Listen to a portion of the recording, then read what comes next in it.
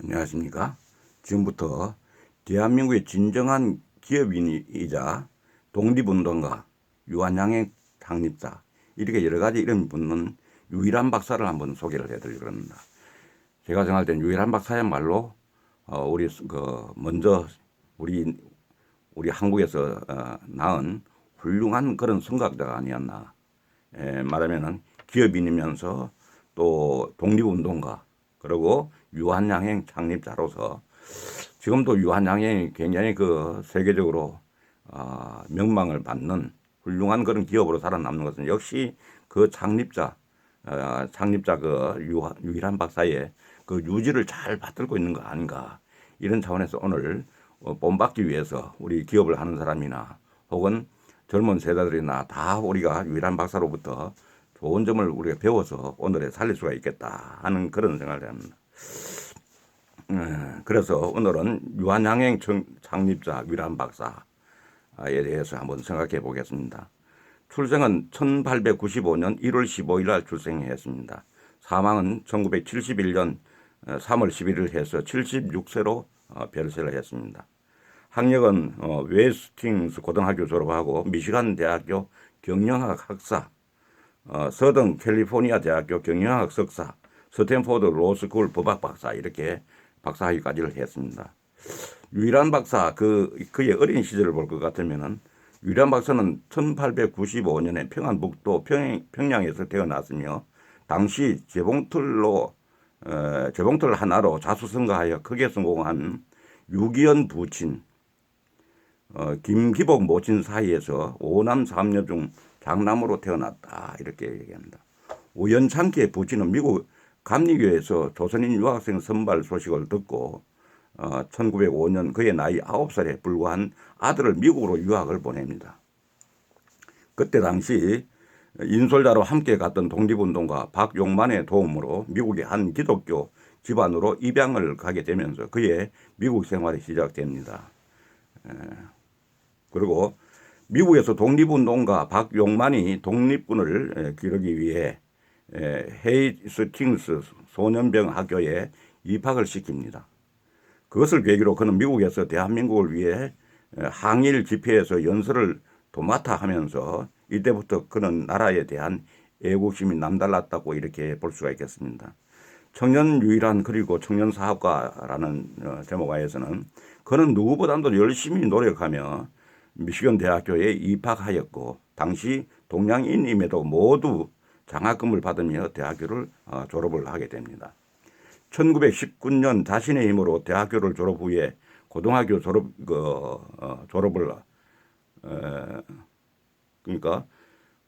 후에 일했던 발전기 회사에서의 경력을 살려서 제너럴 일렉트릭에 취직을 합니다. 하지만 얼마 되지 않아서 회사를 그만두고 미국 내 중국인들을 상대로 숙주나물 사업을 시작을 합니다.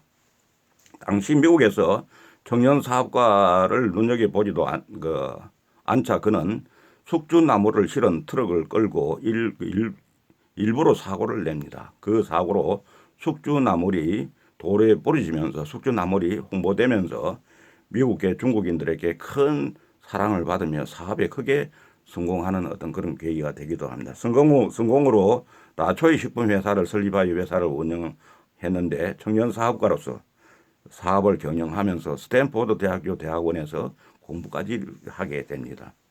그리고 유한양행을 설립하는 과정을 보면은 그는 1926년 한국에 귀국하여 서울 종로에 유한양행 회사를 설립합니다. 그는 굶주리거나 아파서 죽는 사람들에게 조금이나마 희망이 되고 싶었으며 국민이 건강해야 교육을 받을 수 있고 나라를 되찾을 수 있다는 이런 신념 하에 1933년 진통소염제인 안티프라민을 개발하여 판매를 합니다. 안티프라민 하면 아주 유명한, 우리가 다 알고 있는 거죠. 애들이나 어른이. 당시 안티프라민은 만병통치약으로 유명했으며 지금도 어르신들에게도 만병통치약으로 통합니다.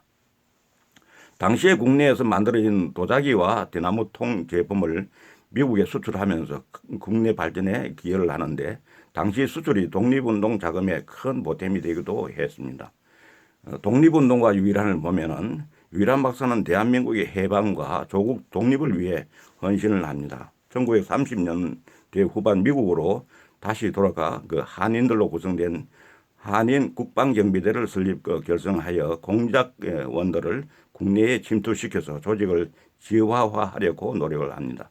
1945년 미국 전략정보처와 협력해서 일본을 상대로 침투작전 핵심 요원으로 투입됩니다. 그때 그의 나이는 50세였다고 합니다. 유한양행 유일한 박사 편을 보면은 그는 광복 이후 대한상공회의소 초대 회장으로 활동하며 한국 경제 발전에 크게 기여를 합니다. 어느 누구보다 평소에 교육에 관심을 가지며 중요하게 생각했고 그것이 바탕이 되어서 교육기관, 장학재단까지 설립하게 됩니다. 그리고 1969년 자신의 회사를 가족이 아닌 전문 경영인에게 회사 경영을 인수합니다. 인수 이후 그는 물론 그의 가족 아무도 유한양행 회사에 관여하지 않았으며 주식 또한 한 푼도 소유하고 있지를 않습니다. 유한양행 주식 14만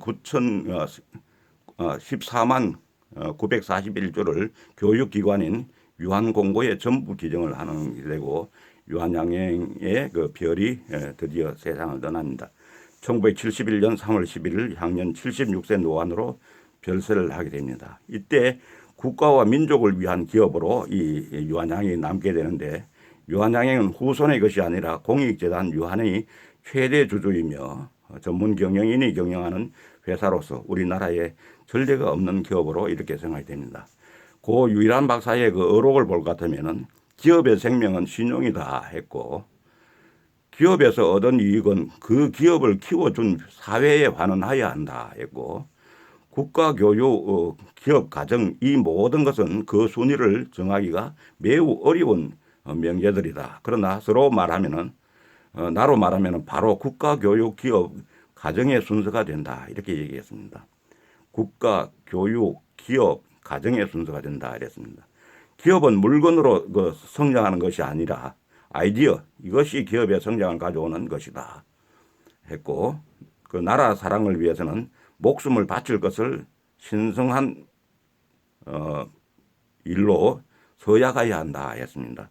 그리고 실패 그것으로 해서 스스로 나의 존재를 깨닫는다면 실패 그것은 이미 나의 재산인 것이다 이렇게 얘기했습니다. 그리고 마지막으로 유일한 박사의 그 유언을 한번 참 귀감이 되는 유언입니다. 1971년도에 그 유언을 발표를 했는데 첫째, 손녀에게 대학 졸업 때까지 학자금이 $10,000, $10,000를 지급한다. 학자금, 대학 졸업할 때까지 학자금 $10,000를 지급한다. 딸에게 유한 공고 안에 묘소와 주변 땅 5,000평을 준다. 단 동산으로 꾸미고 결코 울타리를 하지 말고 학생들에게 자유 출입하게 하라 그랬습니다.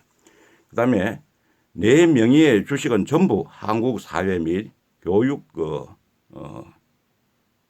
기관에 기증한다. 아내는 딸이 잘 돌봐주기를 바란다. 아들은 대학 졸업을 시켰으며 앞으로 자립하여 살아가거라. 아들은 대학 졸업을 이미 시켰으니까 앞으로 자립해서 살아가라. 이렇게 이야기합니다. 이 유일한 박사의 이 유언 하나만 보더라도 지금은 현대로 살아가는 우리가 얼마나 독립정신을 강하게 고취시키고 있고 그 자식들이나 부인들에게나 이렇게 절대로 그 어떤 돈에 대한 욕심을 부리지 않도록 하고 그게 오히려 국가를 위해서 사회를 위해서 이렇게 전부 기증을 하는 이런 그 주식은 전부 다 내놓은 이런 형태를 받을 때 우리가 참으로 이분이 세계적인 어떤 기업인으로 세계적인 어떤 교육자로 또 그 앞에서 얘기했던 여러 가지 이런 역할들을 참으로 사심 없이 역할을 잘 수행하신 제가 생각할 때는 참으로 한국을 대표하는 그런 선각자가 아니었나. 그 당시에 이런 생각을 했다고 하는 것은 우리가 충분히 인식을 하고 오늘을 사는 우리가 배워서 참으로 이 참 선각자의 뜻을 받드는 우리 모든 국민이 되었으면 좋겠다 하는 이런 생각이 들어서 오늘 여러분과 함께 공유했습니다. 감사합니다.